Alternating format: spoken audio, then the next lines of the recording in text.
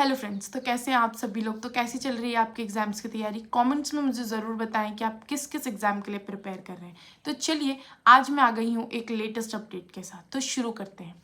तो दुबई ने एक लेटेस्ट वीज़ा अनाउंसमेंट किया है और ये वीज़ा अनाउंसमेंट, ये वीज़ा पॉलिसी कोई नॉर्मल वीज़ा पॉलिसी नहीं है। ये ग्लोबल टैलेंट रेस का एक पार्ट है और यूएई ने इसमें बहुत चालाकी से काम लिया है।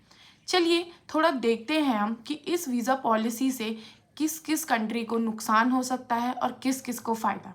क्या ये पॉलिसी भारत के लिए नुकसान देगी या फिर फ़ायदा देगी। तो चलिए आइए थोड़ा सा डिटेल में इस चीज़ को समझते हैं कि ये वीज़ा पॉलिसी क्या है और क्या कर सकती है।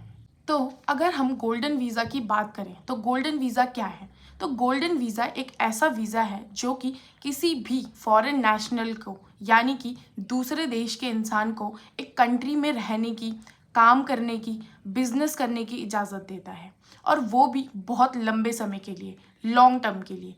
ये 5 साल, 10 साल और बहुत से केसेस में तो ऐसा भी देखा गया है कि परमानेंट वैलिडिटी के साथ मिल ही जाता है।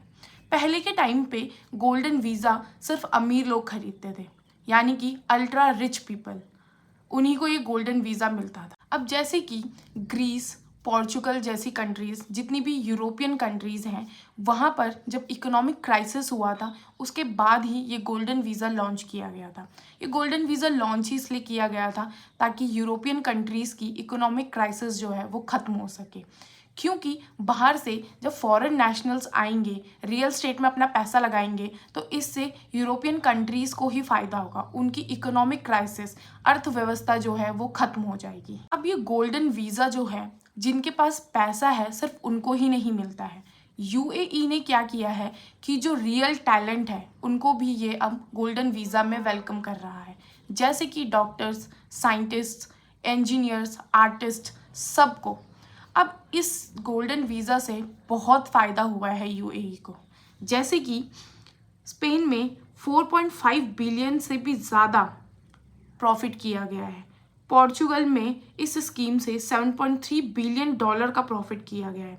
ग्रीस में $3.2 बिलियन का प्रॉफिट हुआ है।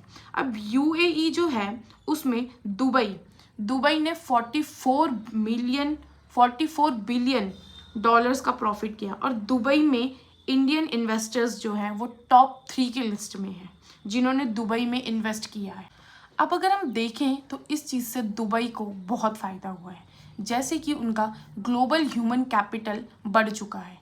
जैसे कि जितने भी यूट्यूबर्स हैं, एजुकेटर्स हैं, डॉक्टर्स हैं, साइंटिस्ट हैं, वो सब दुबई शिफ्ट कर रहे हैं।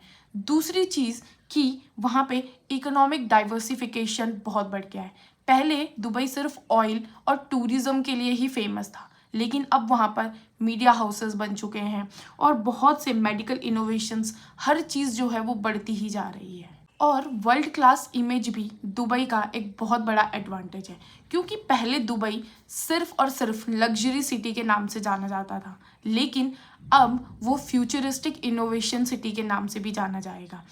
और सबसे बड़ा फ़ायदा जो कि दुबई में लोगों को जाने से होता है वो ये है कि इनकम टैक्स या कोई भी टैक्स जो वहाँ पे सिर्फ ना के बराबर है। अब इस वीज़ा से किसको नुकसान है, तो सबसे पहले नंबर पर है इंडिया, भारत। क्योंकि भारत के 3.5 मिलियन इंडियंस जो हैं वो यूएई में हैं और अगर गोल्डन वीज़ा जो है वो इतनी ही आसानी से मिलने लग जाए और आसानी से मिलने लग जाएगा, तो जितने भी हमारे इंडियन स्किल्ड प्रोफेशनल्स होंगे वो सब यूएई की तरह शिफ्ट हो जाएंगे। अब सारे के सारे स्किल्ड प्रोफेशनल्स जब यूएई में शिफ्ट हो जाएंगे तो फिर भारत को बहुत बड़ा नुकसान हो सकता है। जितनी भी बाकी कंट्रीज़ हैं जैसे कि नेपाल, पाकिस्तान, बांग्लादेश, इनके भी सारे के सारे स्किल्ड प्रोफेशनल्स वहाँ यूएई में शिफ्ट हो सकते हैं। अब अगर सारे बेस्ट माइंड्स दूसरी कंट्री में चले जाएंगे तो भारत का क्या होगा। अब आप देखेंगे कि जितनी भी कंट्रीज़ हैं, सारी कंट्रीज़ एक दूसरे से फाइट कर रही है, कंपटीशन कर रही है, लेकिन पैसों के लिए नहीं, बेस्ट माइंड्स के लिए। अब जो ये गोल्डन वीज़ा है, ये एक तरह से बहुत ज़्यादा चांस है, या कह सकते हैं कि एक बहुत अच्छी अपॉर्चुनिटी है, या फिर एक ट्रैप है। अब ये तो जो उसे यूज़ करेगा उसके ऊपर ही डिपेंड करता है।